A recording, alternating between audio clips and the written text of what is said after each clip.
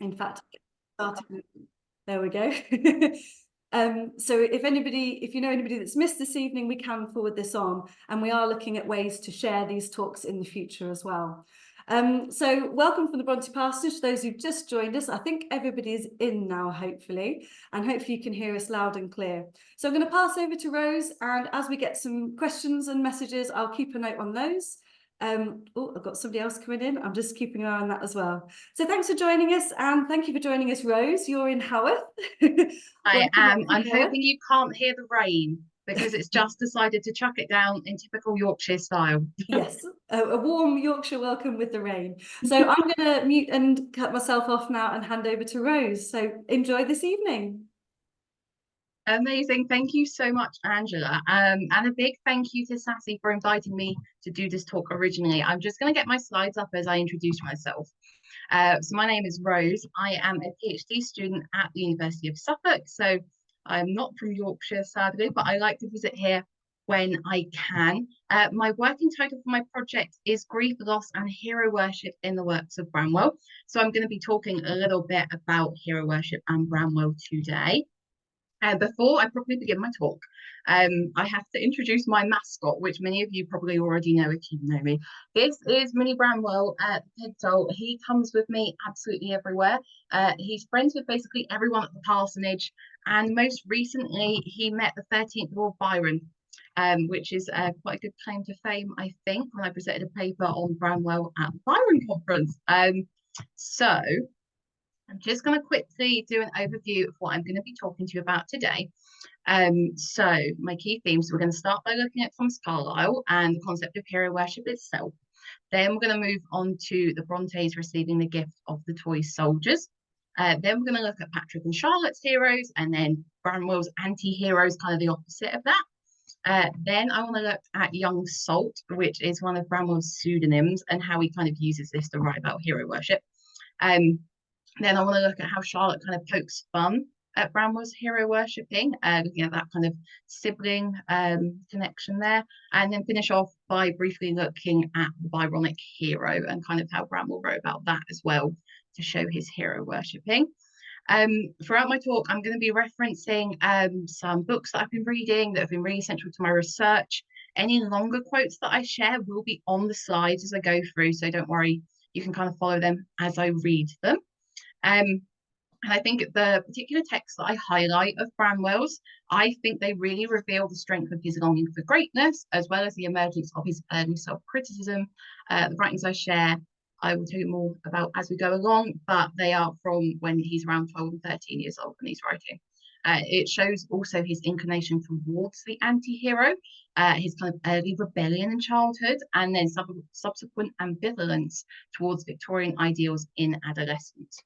So let's start by talking about Thomas Carlyle, who was kind of the architect of this concept of hero worship. He certainly popularized it to a Victorian audience. He was an experienced writer and lecturer. And the second quote on my bullet point on the slide is taken from one of his letters. He believed he was driven by necessity into that lecture room and ordered to speak or die. So he had quite an inflated ego, to put it nicely. He gave 6 lectures on hero worship. The hero as divinity, the hero as prophet, the hero as poet, the hero as priest, the hero as man of the letters, and the hero as king. And these were published in his collection on heroes, hero worship, and the heroic in history, which was published in 1841. And I think Carlyle's manner is probably best captured by those around him. So I'm going to share some quotes that people said about him now to kind of build this picture of who he was. So his biographer, James Anthony Froude, he described the delivery of Carlyle's lectures as a mixture of prophecy and play acting. Which is kind of reflecting kind of the urgency and the dramatics in the delivery of his lectures. In a later text, which I've been looking at, kind of reflecting on Victorian beliefs, the Victorian Frame of Mind by Walter Holton, which was published in 1957, he describes Carlyle's self-depiction as a priest possessing supernatural powers of the highest importance to mankind. Again, in a later edition of his hero worship lectures, Archibald MacMecken introduced him, and he stated that the tone of these lectures was more earnest than his previous work. And he states it's the tone of the preacher who feels that he stands between the living and the dead. So Carlyle believed his ideas weren't just applicable to his audience at the time, they were also applicable kind of beyond the grave as well. And then another quote I'd like to share with you by Herbert Sussman, who did a great exploration into Victorian masculinity ideals. He states that Carlyle's works quite self-consciously seek to establish a foundation myth of manliness for an industrial society. So enough about Carlyle and his kind of inflated ego. Let's look at hero worship itself and what he kind of said about it. So the term hero worship kind of encapsulates the Victorian obsession with great men. By the time Thomas Carlyle started preaching on hero worship in 1840, Victorian society kind of had already begun to think of men in the two categories, heroes and ordinary mortals. Carlyle also stated that hero worship itself cannot cease till man himself ceases. So he really thinks that these ideals should be spoken about and kind of forever exist. And Carlyle's teachings acted as an extension of the popular consensus that the nation would benefit from worshipping these great men. His lectures were designed to coexist alongside other ideologies and beliefs of the period. However, they offered alternative figures for worship other than kind of the standard Victorian depiction of God. Instead, Carlyle preached that these men were a gift from God and should be worshipped as such. So the quote on my slide, which I will read to you now, is from his first lecture, The Hero as Divinity. And it reads, "We cannot look, however imperfectly, upon a great man without gaining something by him. He is the living light fountain, which it is good and pleasant to be near. The light which enlightens, which has enlightened the darkness of the world, and this not as a kindled lamp only, but rather as a natural luminary shining by the gift of heaven." So Carlyle's preaching implies that hero worship transcends life itself, stating that there was no nobler feeling in this than the admiration of one higher than himself. For Carlyle, hero worship also requires subservience. He stated that they were the leaders of men, these great ones. Again, going back to Walter Holton, he states that the hero is a revelation of God. Hero worship is a religion, or more exactly, the basis of religion.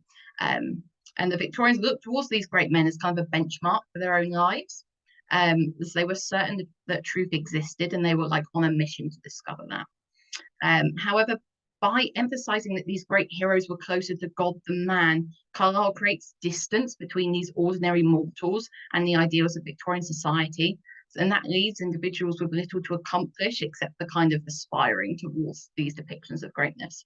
Now, there were other texts out there that were kind of preaching similar things, but offering more of like a Victorian self-help guide, if you will. And a very early example of this, probably just pre-Victorian, is Thomas Gisborne's An Inquiry into the Duties of Men in the Higher and Middle Classes of Society in Great Britain from 1795.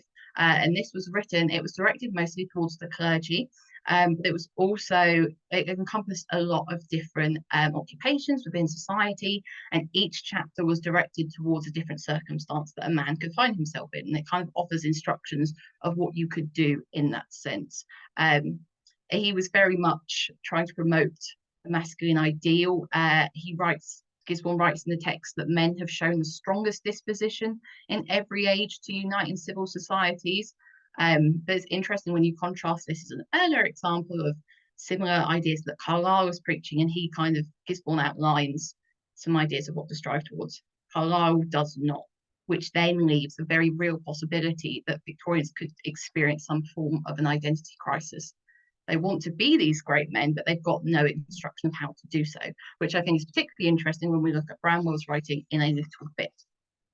So now let's look at the earliest example of Bronte's hero worshipping, which was through the gift of the set of toy soldiers. So Charlotte's recollection of receiving the set of the soldiers kind of begun the collaborative play between the four siblings. So Branwell was gifted a set of toy soldiers by Patrick, which they shared out amongst the siblings, and they will pick their own one and they will name them.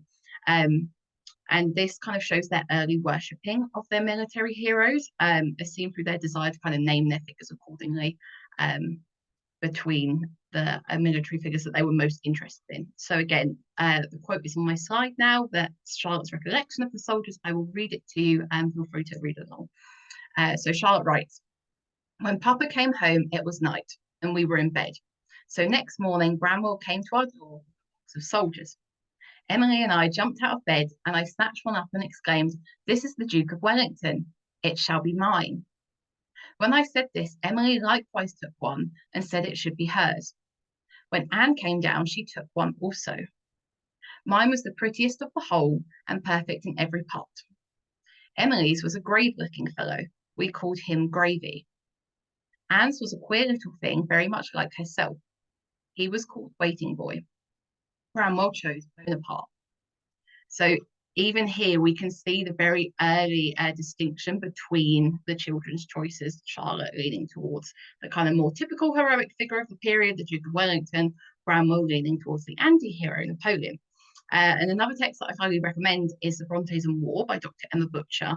And in this, she describes Branwell and Charlotte's depictions of their heroes as increasingly melodramatic, sensational mutations of themselves, through which the siblings were able to reconstruct one of the most important associations in military history.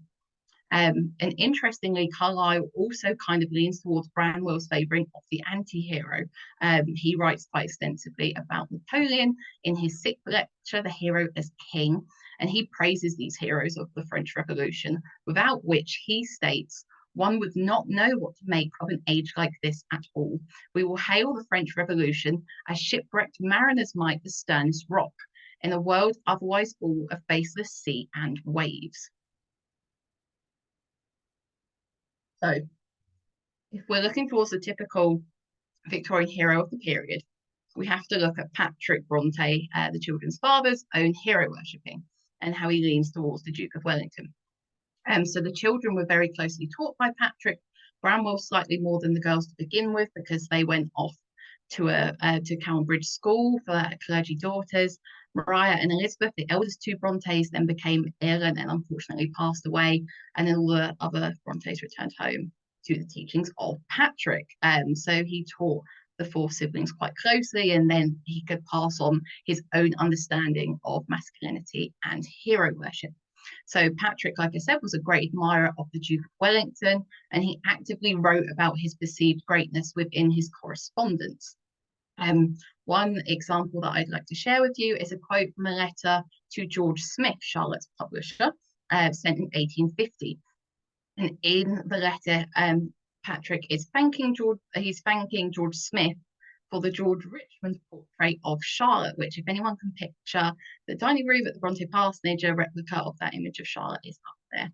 And in the letter as well, George Smith, Charlotte's publisher, not only sends this other picture of Charlotte, he sends this little engraving of the Duke of Wellington. And so of this, Patrick writes, "The portrait of the Duke of Wellington, of all of which I have seen, comes the nearest to my preconceived idea of that great man." And I think it's particularly interesting to note that this letter was sent in 1850. So this is after the deaths of Branwell, Emily, and Anne. But yet Patrick's hero worship still remains despite his loss. So I need to jump the slide a bit too early. I need to talk about Patrick a little bit more. The family's reading also really guided their hero worship, and it's interesting that Patrick would use this in his teaching, and then it got passed on to the children. So one of the Brontes' favourite periodicals was Blackwood's magazine, and this promoted Wellington's military achievements and perpetuated the rhetoric of heroicism. Going back to Butcher, she observes that Patrick and Charlotte's hero worship of Wellington is just one example of how the media was central in shaping the opinions and imaginations of the Parsonage's occupants. Another letter of Patrick's, which I'd like to highlight, is in 1841. He actually wrote to the Duke of Wellington himself. So while we don't have this letter that Patrick wrote in existence, we have the Duke's response still, and it remains in the archive at the Parsonage. And it's an interesting response because it's very sort of blunt in tone. He's trying to deter Patrick from corresponding with him further. So even though we don't know what Patrick was explicitly saying, we can kind of figure it out, or roughly, from what the Duke replies. It's a very short response, and one of a line that I'd like to share with you from the Duke's letter is, "Much time would be saved if others in power would follow the Duke's example and avoid to interfere in matters over which they have no control. But as we can tell from the previous letter example from 1850, it doesn't deter Patrick's admiration for his hero. Even if he received a slightly curt response, he was probably thrilled to get a response, which is really sweet. But Paul Patrick is interesting when looking at his formulation of identity. He was a widowed single father at the age of 44, so he's kind of caught between his own hero worshipping and his faith, and he doesn't have a mother to support his children. So it's very possible that he too is kind of having a crisis of his identity. And another text that I read in my research so far is John Tosh's A Man's Place, Masculinity and the Middle Class Home in Victorian England. He explores this idea of Victorian fathers having an identity crisis. Again, you can see the quote on my screen. I will read it for you now. Tosh writes, "There was a great deal of uncertainty about what was expected of fathers. Were they a remote backup for the mother's efforts? Did they offer their children something distinctive and essential?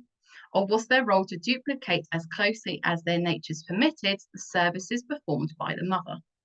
Men weighed these questions within a culture which placed a very high value on motherhood, but they were also deeply conditioned by the belief that begetting children is integral to a fully formed masculinity." And so Patrick can kind of be seen to lean on the pillars of hero worship alongside his faith in the raising his children, and that kind of helps him to find his meaning in society. But I think it's just interesting to kind of question, I wonder how he felt kind of torn between his faith and his own heroes. Now looking at Charlotte very briefly, who of course is very similar to Patrick. Patrick wrote that Charlotte and her brother and sisters used to invent and act little plays of their own in which the Duke of Wellington, my daughter Charlotte's hero, was sure to come off the conquering hero. And so the example of Charlotte's hero worshipping that I'd like to share with you today is one of her little books, The Anecdotes of the Duke of Wellington, penned by Charlotte in 1829 when she was just 13. So here Charlotte writes and collects fragments of texts and stories about the Duke in newspapers she has read, which not only reveals kind of an important record of their reading material, but also demonstrates the early age in which these beliefs were formed and how these beliefs were continuously being perpetuated. So the example I'm sharing with you here is an extract from Sir Walter Scott's History of the Emperor Napoleon, in which he also paints the image of Wellington's greatness by highlighting the features that set him apart from his military counterparts. And so, again, the quote's on the screen. I will read it for you now. The extract that Charlotte has copied reads, "The character of the Duke of Wellington is one of the most wonderful that ever any man symmetric had. It is noble, dignified, and vigorous in the extreme. He appears to possess the gift of prescience. The past and the future are alike before him. His vision is symmetrical, acute, and his finely formed frame is so knit and moulded as to be equal to the greatest hardships of the most terrible campaigns. It is light, active, muscular, and symmetrical. His mind approaches as nearly to the perfection of greatness and wisdom as human fallibility can allow." And I think it's really interesting that Charlotte could have retained these fragments in their physical form. She could have kept like the newspaper clippings, possibly not if it was from a book, but there were ways to kind of obtain these. But she's chosen to transcribe them. And that kind of shows physical evidence of her indoctrination into the practices, values, and beliefs of hero worship. So now we have to go to Branwell. And so while Charlotte kind of appears to internalize her father's chosen heroic ideal, Branwell actively rebels against it, which we can see through the choice of naming his soldier Napoleon, kind of posing Charlotte straight off the bat there. But one of the Brontë family's favourite texts was Sir Walter Scott's Life of Napoleon. And I think it's interesting looking at, obviously, Charlotte's just chosen that quote from Sir Walter Scott that I've shared from Anecdotes of the Duke of Wellington. Scott himself was kind of perceived as one of these great men. In fact, when he died in 1832, the Times obituary declared that he was the greatest genius and most popular writer of his nation, though kind of placing these perceptions of greatness onto him as well, but not particularly while he was living, after he has passed away. And I think it's interesting to contrast this obituary with that of Napoleon's. So when Napoleon died, Blackwood's magazine reported that Napoleon wasn't evil, and human nature may well rejoice at the extinction of its disturber. And during his lifetime, Napoleon was repeatedly likened to the devil and was seen as a frightening enigma and a source of torment and confusion for the British public, but obviously not for Branwell. There are, of course, more romantic depictions of Napoleon, which kind of align with Branwell's chosen hero worship, which I will show you very soon in his writing. And so the amount of books I've had to read on Napoleon for my research recently, unless you're really into Napoleon, I wouldn't recommend it. But it's very interesting to kind of explore how these attitudes have changed to him and continue to. So in a recent biography of Napoleon and the British by Stuart Semnell, he writes that Napoleon was also seen to reflect a romantic hero, and certainly his rise from the ranks to the very peak of military achievement and political power thrilled many hearts, even British ones. And another contemporary biography, Stephen England describes Napoleon as a bold, brave, and turbulent boy, whom it was probably easy to love and find exasperating, which for me just screams Branwell. It feels like such a fitting description of Branwell at that kind of young point in life. In fact, kind of another quote that England shares that's similar is he goes on to suggest that it is unlikely that a boy as smart and ambitious as Napoleon Bonaparte did not sense his good fortune and contemplate his future with excitement, which again just feels like it reflects Branwell at this stage of his life. And in fact, maybe it was through these kind of readings, although I'm sharing modern examples, of course, if Branwell is reading something similar, then he too could kind of feel the kind of perspectivism that Napoleon felt and maybe look towards his own life with that kind of optimism, and try to kind of position himself in this similar standing. If he was in that position as a young boy, why couldn't he become great as well? So despite his kind of adolescent anxieties, Branwell too was really optimistic for his future at times, and I think that often gets forgotten about when we look at his later life, which is why I think it's very important to go back to these earlier writings to learn more about him. And perhaps through this reading as well, he kind of felt closer to his anti-hero in that sense, of what opportunities could await him. So looking at Branwell's writing, I want to look now at the figure of young Salt, which was one of Branwell's early pseudonyms, very much rooted in hero worship, based on the fact, to begin with, if nothing else, he was modelled on Field Marshal Salt, who was Wellington's opponent. So again, kind of leaning with his anti-hero worship. And young Salt wanted to be seen as a serious scholar. He positioned young Salt as this great writer, a bit like his images of Byron at the time, Byron being the kind of instant celebrity writer. Young Salt kind of reflected a very similar image. And young Salt really strives to fulfill Carlyle's depiction, heroic depiction even, of the poet, which states we still honour such a man, call him poet genius, and so forth. Again, aligning quite similarly to that obituary of Sir Walter Scott there. And so the works by young Salt that I want to share with you today are 2 volumes of poetry. You can see from my picture on the slide, that is the manuscript of one of the volumes. I was very, very excited yesterday to find out that both of these volumes are actually on display in the Parsonage at the minute. So if you get the chance to go before the end of the year to look at all the stuff on the Brontes in childhood, I would very much recommend it, because you can see these books, they're out on display, but I've got a couple of images to share with you if not. And interestingly, so both volumes of poems were written in 1829, Branwell is about 12, and both editions contain notes and commentary by Monsieur Chateaubriand, who Branwell writes is the author of Travels in Greece, the Holy Land, State of France's Review of the Empire. And interestingly, Chateaubriand is also the product of hero worship, because he's based upon the French Romantic writer François-René de Chateaubriand, who was also a major political figure and actively campaigned against Napoleon, so aligning with the more typical heroic depiction that Patrick and Charlotte are aligning themselves with. So this creates two contrasting voices within this collection already. You've got young Salt, who kind of appears to reflect Branwell's own rebellious form of hero worshipping, and Chateaubriand, who aligns more closely with Charlotte's more widely accepted hero worshipping. And so by employing this alternative narrative voice to young Salt, Branwell's not just kind of replicating the collaborative play that he would have known with his siblings as a younger child, but it also kind of reveals these early anxieties that Branwell's having, and his kind of doubt that he's falling short of these expectations that he wants to fulfill. Monsieur Chateaubriand really deconstructs this image of the writer that young Salt is trying to build up, which I will show you in just a second. So looking at one poem in particular from these two volumes, I've of course chosen to highlight Ode to Napoleon. Interestingly, Byron also has a poem of very similar vein, but that could be a talk another day. For now, we will look at Branwell's Ode to Napoleon.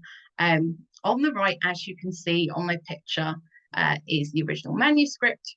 And so you've got almost the first top half of the page. You've got the poem, and then the bottom half of the page is the counter commentary by Monsieur Chateaubriand. And I have transcribed the poem for you on the left-hand side of my slide. I've had to kind of lift it up a bit. You can see where I put the slashes in compared to the original spacing that Branwell has, but I wanted to make sure it was on the entire slide so you could follow it along as I read. So now I will read Ode to Napoleon, and then I'll dissect it a little bit, what Branwell's trying to say and how it reflects his hero worshipping. So, Ode to Napoleon. O great Napoleon, son of storms, whose heart in dreadful battle warm, mild in peace, just when war raises her death shout from afar.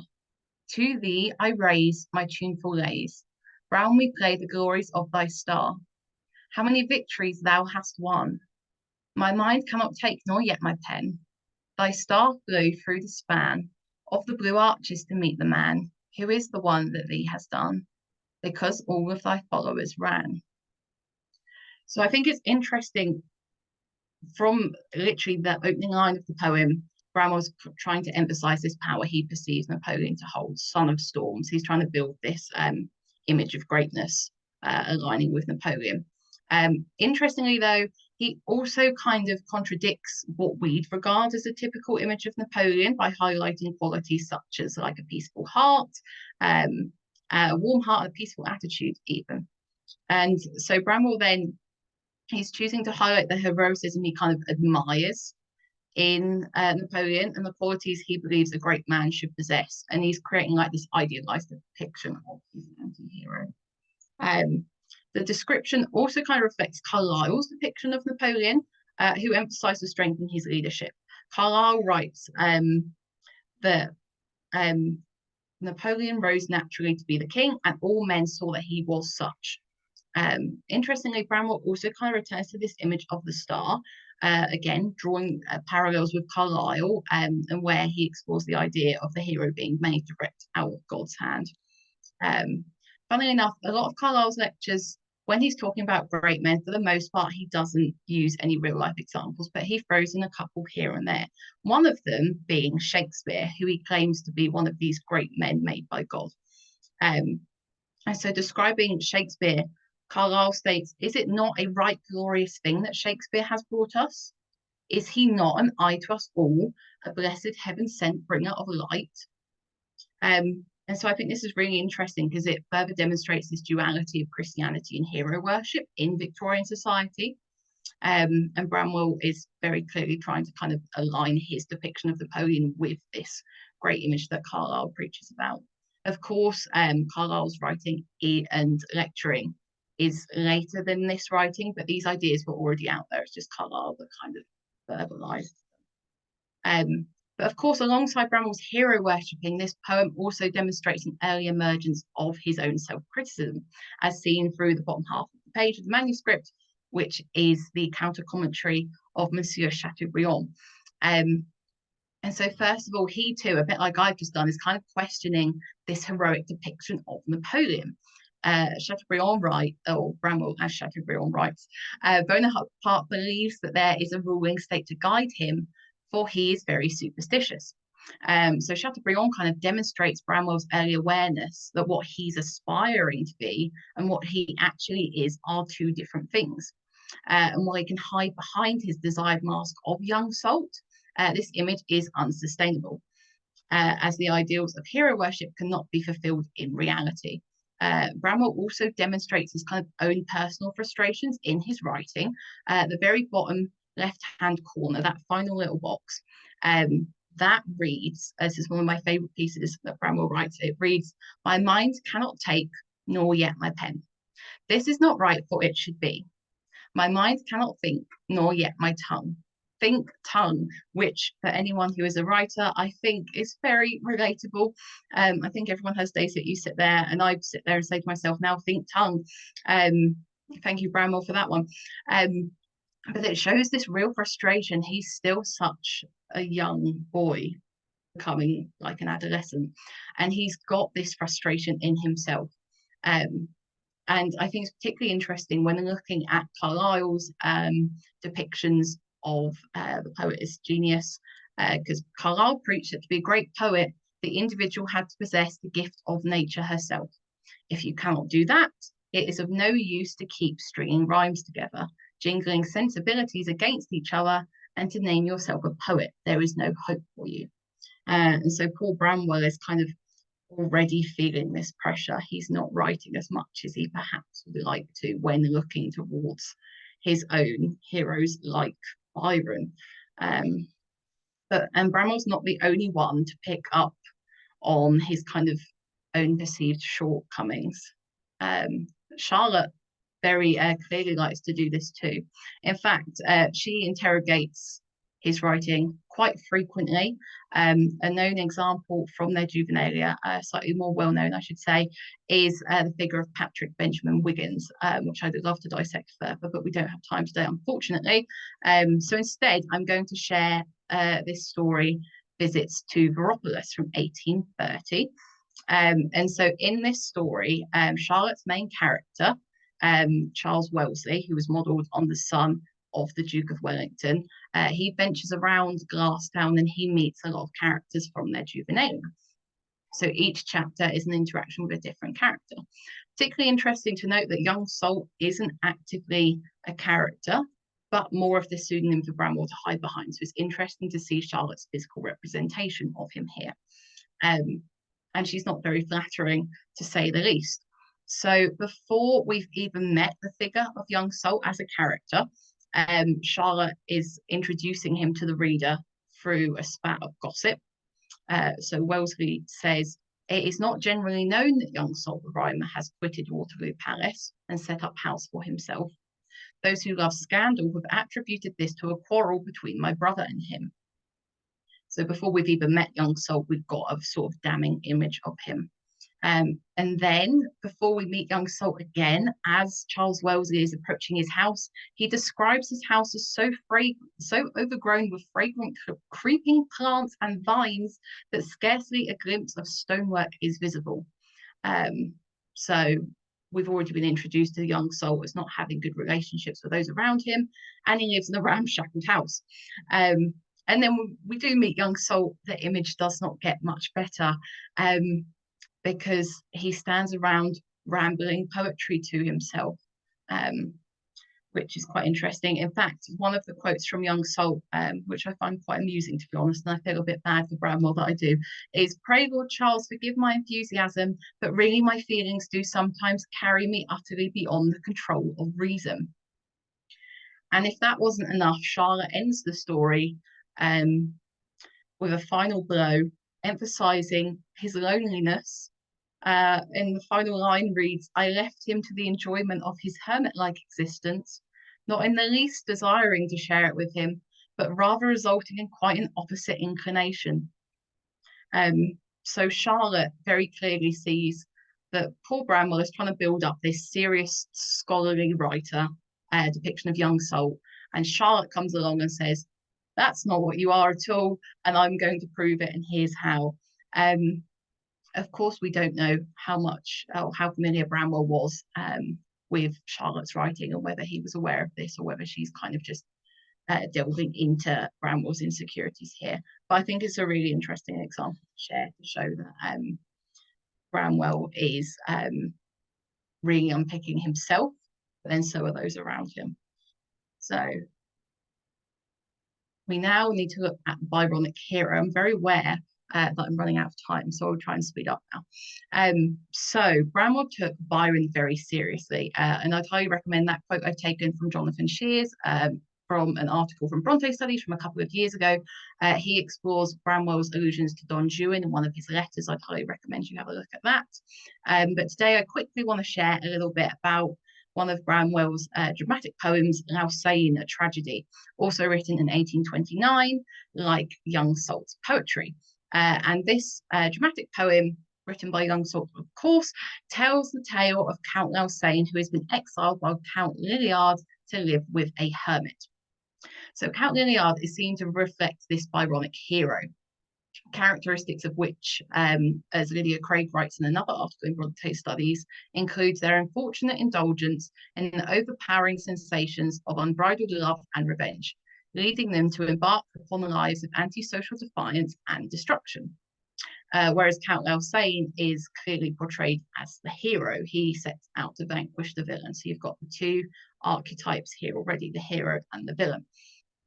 In fact, to emphasize that Count Lausanne is the hero, he states, under Count Liliard, thou villain, may fire and vengeance on thy guilty head fall like the cataract and crush thee down.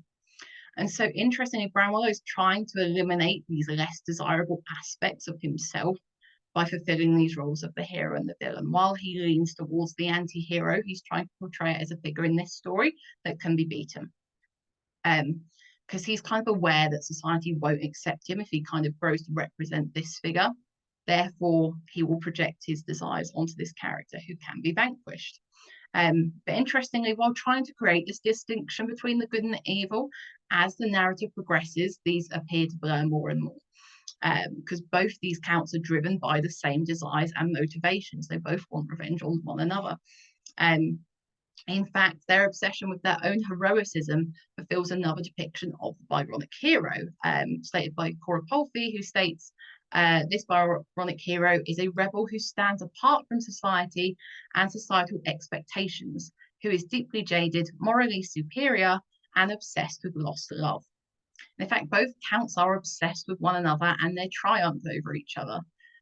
Which is demonstrated as the narrative progresses and we go towards the second act and they prepare to have this big duel. However, as they're about to fight each other and overthrow one another, Count Lausanne has a change of heart and decides not to vanquish the villain. In fact, he states, "My heart relent, I cannot strike the blow." And so Branwell is kind of accepting these two characters to live alongside one another. He's not quite ready to part with his anti-hero. Instead, he allows both of them to coexist and try and build on this image of self. So both Liliard and Lausanne can appear to represent these conflicting aspects of Branwell's identity, echoing the narration of Young Salt and then the counter commentary of Chateaubriand. It's interesting that in both of these examples, you've got the two voices kind of combating each other. In fact, it kind of represents the internal conflicts that Branwell feels torn between the expectations of like his father and Charlotte and his family, and then his own desires, which often get confused when trying to decipher his own identity. Now, this slide is going to look really chaotic, but if there's anything I'd like you to take away from my talk this evening, is to read more Branwell, because all of these titles are Branwell poems, or like the longer poems that resemble more plays, because I think it's really often lost how much Branwell wrote. I've started at the top end of the slide doing some of his earlier writing, and I have gone through his life a little bit, but I've not gone up to the very end. There's still a lot more writing you could cover, and this is only a fraction of it. But Branwell, despite his anxieties and despite his panic and think tongue, he wrote lots and lots and lots. So please, I would really encourage you to go out and look for Branwell's writings. So I'm going to do that annoying academic thing now of saying this is not really a conclusion, because it's a work in progress. But I have some kind of closing thoughts that I'd like to round off everything that I've been talking about, because I've been rambling for a little while. So Branwell was bound by the expectations of hero worship as a young boy. From the initial gift of his soldiers, his father began to steer him towards his perceptions of the heroic, which aligned closely with the teachings of Thomas Carlyle. Charlotte chose closely to align with her father's expectations and adopt similar heroes, which allowed her more security in both her writing and her sense of self. Branwell, however, in choosing to align with the anti-hero, created distance between his desired identity and the expectations of his father. Like Patrick Brontë, many Victorians kind of adopted the beliefs proposed by Carlyle, but his teachings built upon these idealized depictions even of men, meant that they were unattainable, causing boys like Branwell to kind of undergo this identity crisis, torn between their own desires and the expectations of Victorian masculinity, which stated you were either great or worthless. And this internal crisis is visible for Branwell through his adolescent writing, written behind the mask of young salt, who allows him to practice his personal hero worshipping of the anti-hero, such as Napoleon. However, Branwell understands that he's not worshipping who society believes he should, and he interrogates his own desires through the counter-commentary of Monsieur Chateaubriand, and this kind of demonstrates his insecurities within his identity, which does not fulfill his own desires or society's. And the final couple of quotes I'd like to end on are from Brontë biographer Winifred Guerin. And she writes of the Bronte's childhood writing. At one point she writes, with Napoleon's death in 1821, there was released a spate of memorials by his yet surviving friends and foe, which were to arouse opinion for and against the dead lion for a decade to come. When it is recalled that Anne Brontë was born a year before Napoleon died, and that Wellington's entry into politics dated only from 1828, it will be the better realised how it was that the span of the little Bronte's childhood passed in the afterglow of an already legendary era, should be so deeply influenced by the heroic stature of contemporary politics. So I think it's particularly interesting to note that even the Bronte's writing about Wellington and Napoleon, they're writing it after it happens. So there's already a lot of opinions out there on them that they're kind of interpreting for themselves. That kind of adds more layer into their own perceptions of them. And then to finish off, I thought this was a really lovely quote. Without this great body of his imaginative writings, little of the true Branwell could be known today. So like I stated, without looking at these early writings, we can't know really truly who Branwell was and what his kind of hopes and desires were. So I think it's really important to return to these writings. I have a big list here of all the works I have mentioned in my talk. If you would like them, I'm happy to share them. This is of course being recorded, so you can kind of pause and have a look. But thank you very much for listening. And I think that is everything for now. Oh, that's great. Thank you so much. So let's, I'll just stop your sharing now and come back to video. So thank you so much for that. Really interesting talk and always good to hear about Branwell. So thank you very much. And yeah, lots to think about, lots to shape. And yeah, I'd be very interested to look at some of those early writings. I take it nearly all of it is publicly available somewhere, or is there one particular place that's good for a source to read some of those? This is the difficult thing. So you have more contemporary collections of Brontë poems being published that include a few more Branwell poems in them, which I think is really interesting. I think there are a couple in the Parsonage shop that will give you like a little bit into it. If you're in academia, you can find them all. Victor Neufeld edited lots of collections of Branwell poems, so you can kind of look at it that way. But if you look him up, stuff comes up, even if it's not all of it. There's definitely a starting point, and so I'd recommend just kind of going from there and kind of expanding. Yeah. A quick question that's just come up is, do you have any thoughts on du Maurier's biography of Branwell? What did you think to that one? I definitely do. I have lots of thoughts and lots of depictions on Branwell. No, so I liked Maurier's book. I revisited it recently. I'm not saying I wouldn't take everything she says as gospel, but I think you could argue that with any biography. You're very much influenced by whoever's writing it. And du Maurier's got this depiction that she likes of Branwell. At times she depicts him as this dreamer, and it's really lovely, and then other times she's like, quite exasperated at him, to put it nicely. You can see her frustration with him, which is interesting when you look at what was going on in her life and kind of her experiences. She was relating that very closely to Branwell. So I'd recommend reading it because I love Du Maurier, and there are nice bits about Branwell. But yeah, pinch of salt. Yeah, I I'd think it's say. with everything you read, isn't it? It's just that pinch of salt. So I've just got a couple of questions for you to finish with, if that's okay. So just back to the beginning, is when did you get your first interest in Branwell? What kick-started all this research? I love this question. And I think it's interesting because it kind of grew from a lot of things. So like my first foray into the Brontes, like most people, was reading Jane Eyre, which was wonderful. And then it was when I started at uni, my first ever module was looking at Wuthering Heights, which was fantastic. And then I ended my BA, which was just in English, by doing my dissertation on the poetry of Emily Bronte and Emily Dickinson. And it was as I kind of started to explore Emily Bronte more that I was so fascinated by the whole family. And then the more that Branwell emerges, I thought it was really interesting. It's like, oh, it's quite almost like the opposite of what you'd expect. A family of the period. Branwell is the least known, and the sisters are quite known, very well known, to be honest. And so I was interested in why was Branwell in the background, and then it's looking at kind of these early depictions of him and what did people say about him, and why are they saying this? And then when you start to read his writing and his letters, particularly kind of towards the end, because I like some of the darker stuff, when you really see his emotions and he's really pouring himself out on the page. I think it's really interesting to kind of learn more about his character that way, and then slowly the obsession kind of overtook. And so what's it been like visiting the parsonage? You've been here this week, and so you've seen his books on display, and you were in the Yes. library as well. So tell us a bit about that and what you've had a look at this week. Oh yes, wonderful.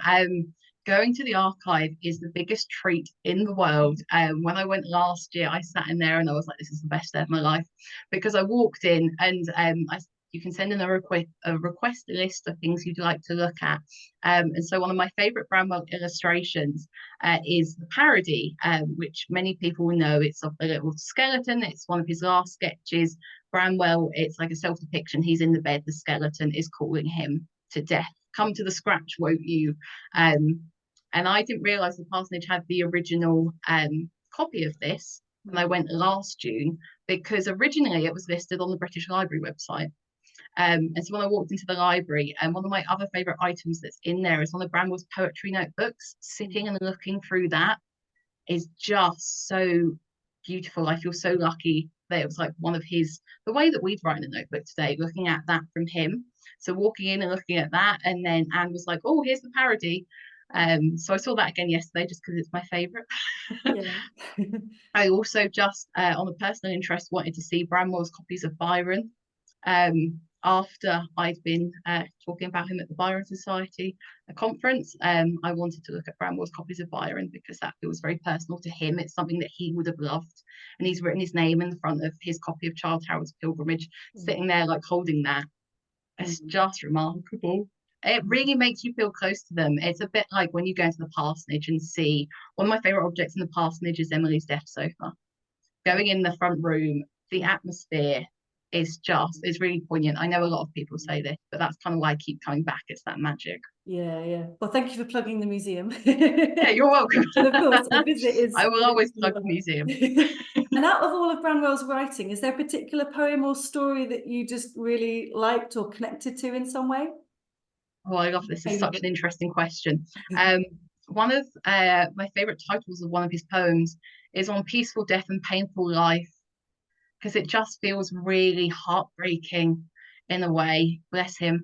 I'm really interested in his series of poems about Caroline as well. This is a really interesting figure. I spoke about this in my paper at the Byron conference.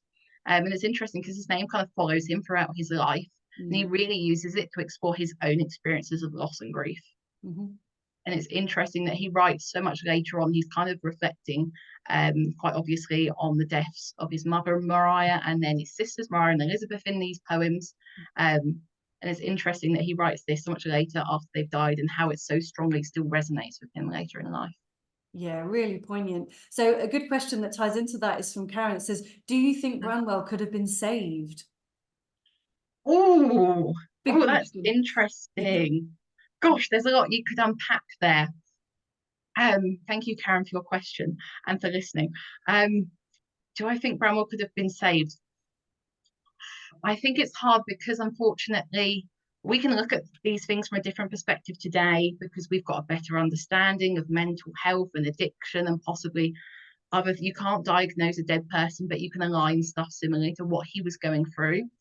So I think maybe if he had access to slightly a better understanding as we would interpret mental health, especially today, I don't know if he could have been saved. He could have been helped a little bit, but unfortunately, with the Victorian understanding, kind of these expectations of masculinity, and his own self pressure, and I think it's very relatable to put pressure on yourself and what you can achieve. And Paul Branwell is experiencing the same kind of things that we still feel, but 200 years ago. I think that's what makes the Brontë family so interesting in general. They all still they're very relatable still to a contemporary audience. So I think perhaps, unfortunately, in a different time, he could have had a better experience, but perhaps not, because he was so kind of doomed by his own brain at times, I'd like to say. That's a good answer. That's good. I mean, there's so much more you could talk about and speculate as well. Absolutely. So a question here from Petra, and I'm going to read this out as is. So I'm currently reading the Guerin biography of Branwell, and she states that Branwell would have been a competent author, brackets, if he had focused, but not on the level of the Brontë sisters. Okay. What would your opinion be? I like Guerin's work. Obviously, I quoted her at the end, and she did a lot of extensive research into the Brontë family, so highly respect her. But I think it's interesting if he had focused as kind of that point. I think his writing is still competent as it is. Just because he didn't produce a novel, he still wrote lots and lots and lots, and there's so much poetry out there kind of to unpick. So I think for Paul Branwell, because he had these expectations based upon him, whereas the girls were so determined to get their novels out there, it's believed that Branwell might have tried to write a novel, but he's got enough writing out there that I think he's competent in his own right. He's just kind of showcasing his talents in a different way. Yeah, good answer. I think that's interesting. Yeah. Another question that's come through is, do you think Branwell had an affair with Mrs. Robinson, or do you think he was deluded, as du Maurier suggests? I get asked about this a lot. And I always think it's interesting when you look at Branwell's writings of his experience with Mrs. Robinson, because there's like a little niggling bit in my brain that's like, is he trying to make him sound like she's more into him than he actually was? We weren't there, we don't know. Of course she's gonna try and put the blame onto him because she didn't want anything to happen to her, and completely understandable if he's being a little bit dodgy in that sense. I say you can't condone all of his actions, and I don't think you should, but I don't think that should write off his entire life. But I do wonder myself sometimes in his writings if he's trying to make himself sound more important and more of a bigger deal, I suppose, in that situation than he actually was. Yeah. So in some ways, I wonder if he's slightly deluded. I don't know. We weren't there. The annoying thing is we're never truly going to know. But I do wonder sometimes if he tries to overinflate his own ego. And then another question for me is representations of Branwell. Often he crops up in other people's stories.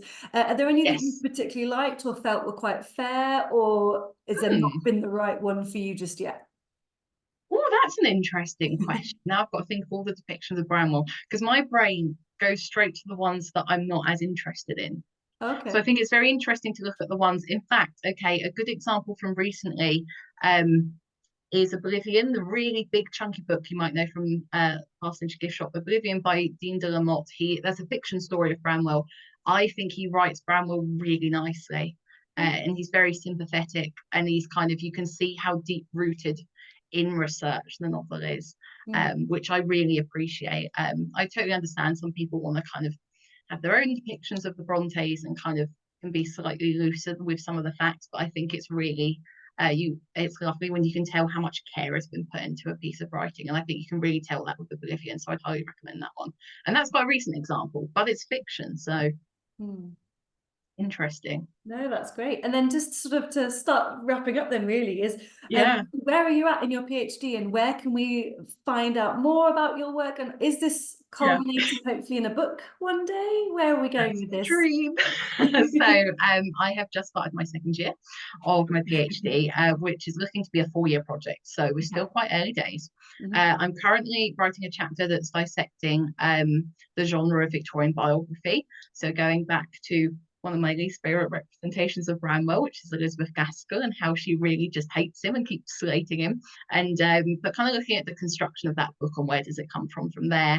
I really am excited to get onto the kind of grief and the loss stuff, which is quite intense. So watch this space.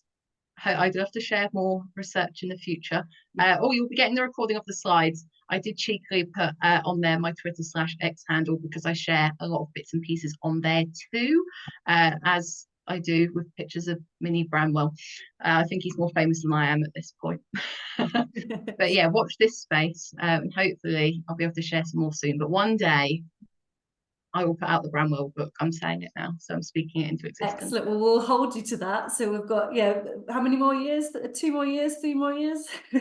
Yeah, quite a bit. A while. We'll still which I'm happy with, because it gives me time to kind of build up.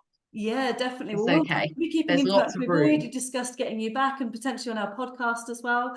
So thank you very much for joining us this evening and sharing your wealth of knowledge on Branwell, your new research, and giving us a real insight to Branwell, who's sometimes overlooked, but here we are celebrating around his birthday. So thank you very much. Yes, his birthday's on the 26th. 26th. Yeah. Soon. So Rose was with us today live at the Parsonage this afternoon, and thank you for joining us online as well. It just means we can reach so many more people. I think we've had 60 people with us tonight, which is amazing number. So thank you for that. So just to finish off then, after thanking Rose, is just to say thank you all for coming and joining us this evening. Our next talk online and in person will be on Thursday, the 18th of July, and we're looking at Brontë buildings, so a completely different topic again. And the one after that is the 15th of August, which actually links in a bit. That's depictions of childhood in the Bronte's writing. So no doubt Branwell will crop up in that one quite a bit. So join us for those. They're both listed on our website with all the details, so you can book in for those.